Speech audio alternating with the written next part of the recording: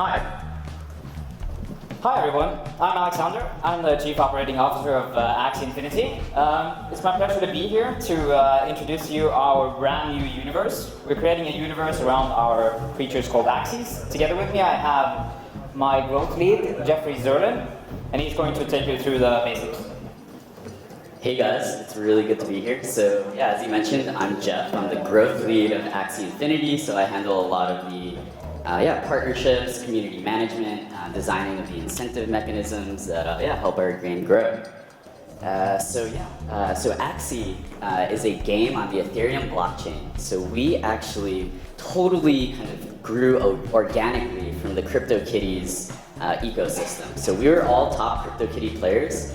And we had a lot of fun in December. We earned some ETH, but after the hype started to die down, and we realized that the kitties actually had very little utility.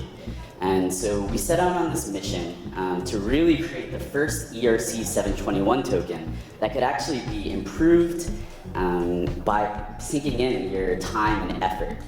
So these are Axies. They're adorable creatures. They're actually stored on the Ethereum blockchain, so each Axie has a unique genetic code, and the genes correspond to different body parts, and each body part corresponds to a battle map. So we've actually built a battle system that goes kind of hand in hand with our game. We will actually have a PvP battle system. In the future, we'll also add a PvE, or player versus environment story mode. We see ourselves as both a platform with games already built on that platform. We'll also have mini games, and because everything is on the Ethereum blockchain, trading and selling your Axies will be quite simple and require no kind of third-party intermediary. Yeah. So, this is one of our mascots. Her name is Ginger. She is wondering, as you can see, why does she actually have to be on the blockchain? Why can't we just have that in a normal game? One of the biggest reasons for this is the digital scarcity, as you can see that I've written up here. Actually, is it a little bit weird? Maybe I can use that microphone. Yeah, so digital scarcity is one of the biggest reasons. It actually means that we can prove on the blockchain that whichever asset you have is unique. For example, when we sold our pre-save, we had some kind of exclusive part that was only able to be gotten then. Those actually increased quite significantly in value after the pre-sale because of the provable digital scarcity. Security, of course, when it comes to the Ethereum blockchain, we're using that as the base layer, so that when you are trading things, you can be sure that they won't disappear. Obviously, the Ethereum blockchain has never been hacked, likely not to happen in a really long time. And also, what I've written down is true ownership. That basically means that the players should feel comfortable spending money in the game, and we feel that that can actually help a lot when it comes to mainstream adoption. Usually, when you pay for something in a game, you consider it a sunk cost, right? But in a blockchain game like ours, you can pay for something, and then maybe if you're a good player, you can actually get your money back or even gain money. Another thing that's quite fun when it comes to game design mechanics, it opens up some really, really cool stuff. The immutability of a ledger basically means that we can store the history of the Axie for example, multiple years to come. And that means that me as a player, if I, for example, am the first guy to slay a dragon or something in a future game mode of Axies, all the Axies that I had previously owned might get a tag, something like Dragon Slayer, Psychout's Heirloom, Psychout being my gamer tag. So we think there's many, many good opportunities when it comes to blockchain gaming. So I just want to talk a little bit about some of the milestones that we've reached and some of the things that are coming in the future. So we actually started working on this game in early January, as I mentioned, kind of inspired by the whole CryptoKitties ecosystem. We started our pre-sale on February 16th. We sold 3,529 Axies in that pre-sale. We raised 900 ETH. We're actually a relatively small team, so I think we did quite well. I think we're in the top 3 kind of grossing Ethereum-based games of all time, based on that number. And so our marketplace was actually released on March 25th. So far, there have been around 230 ETH in player-to-player transactions, and we take a 4.5% commission from every sale that's made on our marketplace. Obviously, if players trust each other, they can also do just kind of trading and gifting with each other as well. We released our breeding system on May 5th, and that breeding system is quite similar to CryptoKitties. So basically, every Axie has a dominant gene for each body part, as well as 2 recessives. So yeah, I think the breeding mechanic actually brings up some really interesting possibilities in the future. When it comes to the battle system, right? So in a conventional game like League of Legends, if something is overpowered, it's totally up to the devs to kind of fix that broken mechanic or balance the game. Whereas in Axie Infinity, if an Axie team is doing quite well and has a really high win percentage, there's a possibility that our players might kind of observe that and be able to breed a hard counter. So I think it makes the balancing of the game quite interesting, and we really see breeding as a feature, not a core gameplay mechanic, which I think is like a little bit of the difference in our approach from some of the other games that are out there. So on May 28th, we sold some exclusive promotional Axies that have very unique skins. Each one sold for 6 ETH, so we raised around 18. And that auction, it was one of the first, I believe, conventional auctions held on the blockchain as well. A lot of people have used Dutch auctions, but we wanted to try something out and see what would happen. And I think it was quite successful as well. So on June 6th, so about a month ago, we released our egg shop, or the Axie Lab. And this is actually how we will introduce new genes into the battle system or the population, because we think that a good game or a good battle game must have a constantly evolving meta. And by making sure that we always have new genes and body parts introduced into the system, that'll make sure that the meta is constantly evolving and there won't be kind of a stale ecosystem. I guess right now around 25 eggs are being sold per day. We're currently experimenting with the egg lab, because we don't, obviously as game developers and kind of stewards of the in-game economy, we want to make sure that we aren't creating oversupply and kind of undercutting the player-to-player market. So that's something that we really take seriously. Yeah, so when it comes to what's coming next in Axie Infinity, we mentioned already our battling system. It's coming actually mid-July. I'm going to go into more in depth about that. Actually, we are testing we're doing the beta test now, and we're going to be releasing the open beta, I should say, pretty soon. Terrariums, as you can see down here, this is an Axie terrarium. It's the Axie house. Down the line, we are going to release different kind of customizations, possibilities for the houses of the Axies. So that's quite an exciting feature. This is more like our Tamagotchi feature, because as some of you guys probably have realized, it's a Pokemon Tamagotchi mixture. That's actually why we're getting quite a good response here in Japan. Eventually, we're going to be releasing different kind of ways to earn experience points. Also, the Loom network scaling solution. For those of you who haven't heard about Loom, I'm going to go into details about that as well. We are going to be releasing our ranking system, because when it comes to battling, I think is really, really important. I come from a competitive gaming background, and if you don't have any ranking system, if you don't have any way for the players to actually move forward and feel that they are gaining something, not only perhaps monetary value, but you also need to feel that you are competing, that you can win and see some progress. That's really, really important. So we're going to be working on that soon as well. We are also looking into creating our own in-game currency. We have purposely left that for a little bit later. We know a lot of people are running ICOs. We didn't want to run an ICO in that the same way. We have sold assets, so we view that as a little bit not the same at all. And of course, a mobile application. As you probably realize, Axies, they are perfect for whenever you are sitting on the subway, if you want to feed your Axie, or if you're taking a cup of coffee, perhaps in AR, you can view your Axie on the sidelines, eating with you. This is a picture of our battling system. We actually had a video planned as well, but sadly there is no way to show that. But as you can see here, Axie teams, they fight 3 versus 3. A round will currently work like this. You line up your team, your opponent does the same, you send a transaction into the Ethereum blockchain, and once that has been accepted by the blockchain, you get the result back, and it actually used in a replay. As you can probably realize, that's not very interactive at all. That's actually not how we want to create a game. So we have been working hard to figure out some kind of scaling solution. Loom Network is the choice for us at the moment.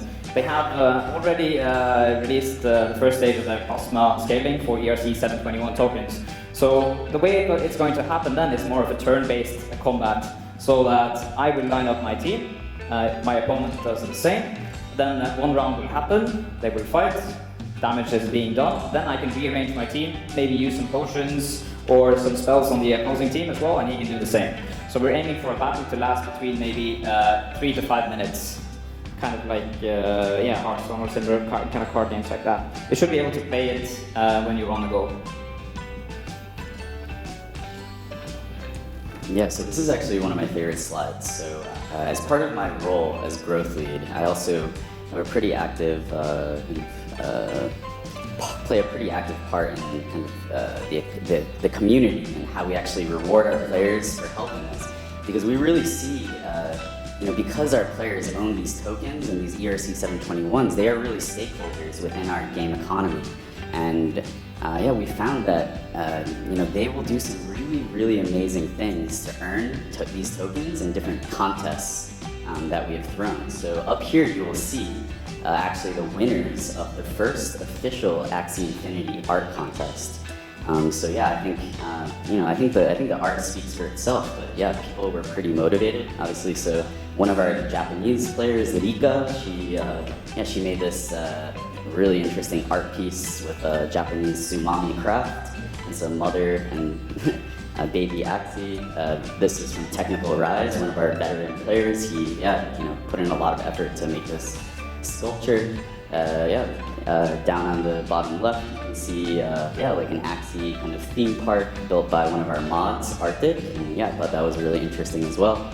And in the bottom and here you will see actually a clip. I wish that we could show it to you. It's quite amazing. But someone, the winner of the art competition, actually shot a full-blown musical, and we were blown away by it. And we love showing it to everyone. Advisors. I think it really gets the point across that these people, they really love our Axies, and they're willing to do really interesting things to get a hold of them. You guys should check out the musical. If you just search out Axie Infinity on YouTube, it'll be one of the first results. I should also say, when it comes to community, Discord is where we have our community. So if you guys are on Discord, you can find the information on axieinfinity.com. It's a Discord link there. Make sure to join so you can catch up with everything that's happening there. Yeah, so we think that one of the key differences and one of the key mechanics that we've added to our game to make it truly interactive and to give a sense of progression is the experience points feature.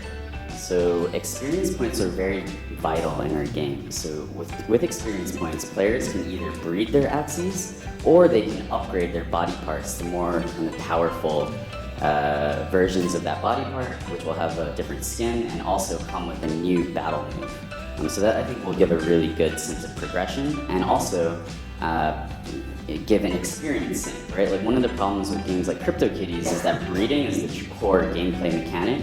So over time, the population just explodes. Whereas in our game, there's actually a penalty and a limit to how much you can breed. And we think that will kind of keep the economy quite healthy. You can get experience either by battling. We think that also there may be a login bonus to, encourage people to come back every day. You'll also be able to earn them through mini games, quests in the PvE mode. There might be special items that you can earn either through tournaments or PvE quests that will give experience. And we also we don't want people who don't want to battle to kind of feel isolated or feel unable to play the game. So people will also be able to gain experience through our terrarium feature, where they can get experience by feeding their Axies, petting their Axies, putting their Axies to bed.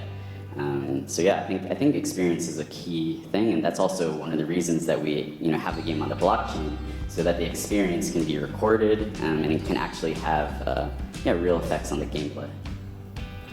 Yeah, and as you can see, this is one of the upgrades. This is actually called the pointy Indian, the ears of the Axie, and here it is on the legendary upgrade. So our Axies, they are constantly going to be evolving, and as he said, the genes information, they will be updated to the blockchain as well. So whenever you want to upgrade something, you just send a transaction to the blockchain. You're going to actually get an upgraded token. And on a little bit more on the technical side, as I mentioned, Axies are ERC 721 unique non-fungible tokens. Everything is created in-house by our Chief Technical Officer and actually COO, the man with the vision of everything.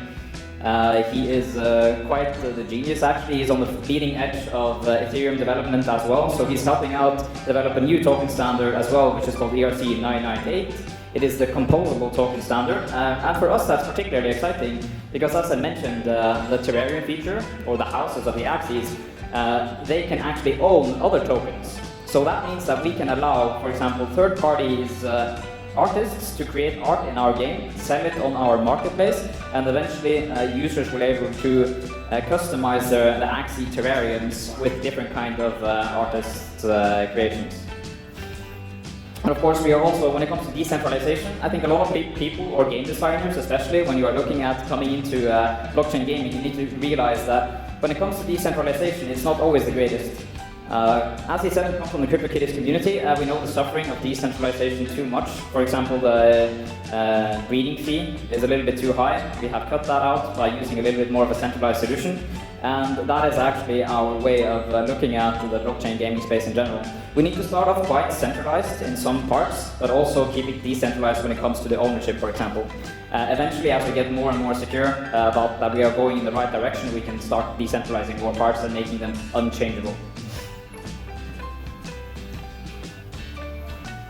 Yeah, so I think, so this is our team. I just want to talk briefly about each one of our members. So so Trun is our CEO and CTO. I actually think that it's very important in this space to have kind of a geeky founder who really understands the tech, and who's also, he can be the decision maker and also the executor. We found that a lot of our competitors and a lot of the games in this space, they take so long to roll out new features because oftentimes the people making decisions aren't the devs, they're not the people in control. And because Trun is both the CEO and the CTO, I think that allows us to speed up our development time and remain lean. Next to him, you'll see Tu, or actually we call him Masamune. So he has been designing games his entire life. Even when he was in elementary school, he designed like an alternate version of the Pokemon card game that quickly went viral in his school. So he really understands gaming, and I think has done a really good job with the battle system so far. Also, he has an amazing understanding of the Japanese kind of kawaii aesthetic, and we've gotten a lot of really positive feedback on the artwork in our game. And then, I guess you guys know Alexander. So he actually comes from a competitive gaming background. He was a top Dota player in Europe, as well as a commentator. He also has a little bit of a military background, and I think that really imbues him with a really competitive spirit. And then, there's me. I'm Jeff. I studied military and economic history at Yale, and I think that background has allowed me to kind of approach the growth of Axie Infinity through a very kind of militarily strategic kind of mindset. And I also, I studied monetary theory and central banking, so it also, I think, gives me a good understanding of economies, and I think I'm able to kind of, give my insights into the game economy and how we can make it really healthy and design incentive mechanisms to make our players really feel like they're part of the team. And then, we have the rest of our team. We have three artists, and then Bean is our other engineer. I think we're a pretty lean team. We have only 8 members, and we're actually located in Ho Chi Minh City, which I believe also gives us a competitive advantage because we have quite a low burn rate. So we're not that desperate, or we're not in that big of a need to kind of raise capital or do an ICO. We're more kind of looking for partners and advisors who can again help us in partnerships that really make sense from a tech level rather than just trying to kind of hype unnecessarily. Yeah, I also just want to fill in real quick here that when it comes to partnerships, it is our firm belief that there are so many bright minds creating stuff on the top of Ethereum and in general in the blockchain space that it's not necessary for us to become the best wallet, to become the best at fiat integration, all these kind of things. We are rather looking to find partnerships with the brightest minds, and we're already succeeding in that, I think. Especially when it comes to the next slide here. So yeah, you Yeah, so as we mentioned, we're actually working very closely with the Loom network to integrate their SDK scaling solution, which is, I believe, going to allow us to create the first truly immersive battle system on the blockchain. We're also working with BitGuild. I believe they're here. I think they're going to speak actually quite soon. We're a big fan of what they're doing. And obviously we met Asobi in San Francisco, and we're big fans of what they've done, and they've treated us really well. We have a lot of other partnerships, of course, coming out, but those usually require like tech integrations. And over the last month or so, we've been fully focused on rolling out our battle feature. But I think a bunch of new exciting announcements are to come. Okay, thank you so much, operator, and good luck to us. Okay, please, guys, next step, he should be in the stage.